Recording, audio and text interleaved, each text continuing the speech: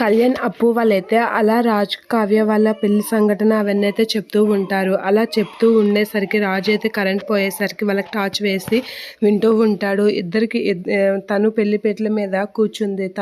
తను ఒకసారిగా తాళి కట్టిన సమయంలో ముసుగు తీసేసింది. ముసుగు తీసేసి నేను పెళ్ళికూతునే కాదు అని ఎక్స్పోజ్ చేసేసరికి నేను ఒప్పుకోలేదు. నేను ఒప్పుకోపోసరికి నా కుటుంబం సంబంధించిన వాళ్ళు మా ఇంటి పరువు పోతుందని మా వాళ్ళు, తన కుటుంబంకి సంబంధించిన వాళ్ళు నన్ను కన్విన్స్ చేశారు. అలా కన్విన్స్ చేసి పెళ్లిపేటల మీద కూర్చునేలా చేశారు.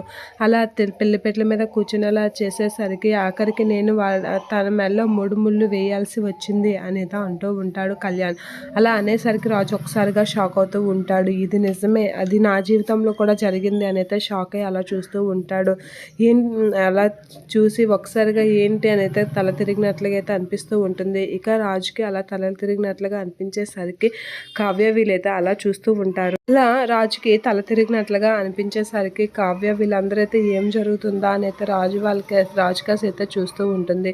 ఇక రాజు అయితే కళ్ళు తిరిగినట్లుగా అయితే అవుతూ ఉంటాడు. గతం గుర్తు చేసుకొని అదంతా చూసి అప్పు వాళ్ళందరూ అయితే అలా చూస్తూ ఉంటారు.